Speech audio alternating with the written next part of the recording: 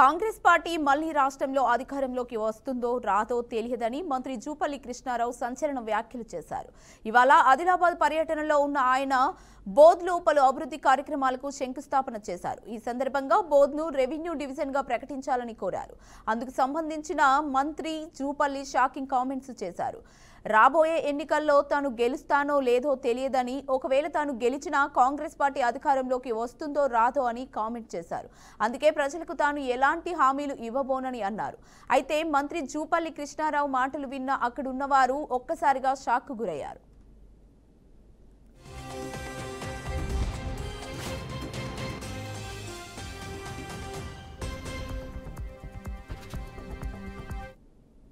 కానీ నేను హామీ ఇయ్యను. ఎందుకంటే ఎందుకు హామీ ఇస్తా? నేను గెలుస్తున్నా లేదో నాకే తెలియదు.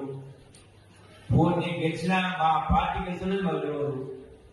పోనీ మా ప్రభుత్వం తెలియదు. పోనీ మా ప్రభుత్వం వచ్చిన స్కీమ్స్ తెలియదు. నాకు ఏ గురించి ఇచ్చిందంటే ఇస్తాను చెప్తా.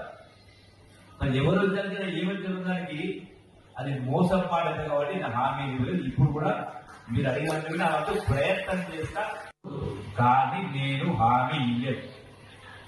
ఎందుకంటే ఎందుకు హామీ ఇస్తా? నేను గెలుస్తున్నా లేదో. ఇక ఇదే అంశంపై మరింత సమాచారాన్ని మా ప్రతినిధి బాసిత్ అందిస్తారు. బాసిత్, చెప్పండి. కీర్తి, మంత్రి జూపల్లి కృష్ణారావు సంచలన వ్యాఖ్యలు చేశారు. తాను హామీలు ఇవ్వనని, ఎందుకంటే వచ్చే ఎన్నికల్లో తాను గెలుస్తానో లేదో, కాంగ్రెస్ పార్టీ అధికారంలోకి వస్తుందో లేదో తెలియదని ఆయన షాకింగ్ కామెంట్స్ చేయడం జరిగింది. అందుకే తాను హామీలు ఇవ్వనని చెప్పుకొచ్చారు. తన వంతుగా ప్రయత్నం మాత్రం చేస్తానని పేర్కొన్నారు. మంత్రి జూపల్లి కృష్ణారావు ఈ వ్యవహారంపై తన నియోజకవర్గంలోని హామీలు ఇవ్వనని చెప్పడం జరిగింది. ప్రజలు ఏం పనులు కావాలో వారికి మాత్రమే చేస్తానని స్పష్టం చేశారు. ఈ రోజు బోధులో ఇంద్రమ్మ నమూనా గృహం ప్రారంభోత్సవం జరిగింది. ఈ కార్యక్రమంలో మంత్రి జూపల్లి కృష్ణారావు, కాంగ్రెస్ నేతలు, కార్యకర్తలు భారీగా పాల్గొన్నారు. ఈ మంత్రి జూపల్లి చేసిన వ్యాఖ్యలు ఇప్పుడు ప్రస్తుతం చర్చనీయాంశంగా మారాయి. అయితే ఈ వ్యాఖ్యలపై టీపీసీసీ ఎలాంటి చర్యలు తీసుకుంటుందో అని చెప్పి కాంగ్రెస్ శ్రేణులు కూడా మాట్లాడుకుంటున్నారు. కీర్తి, రైట్, థ్యాంక్ యూ బాసిత్.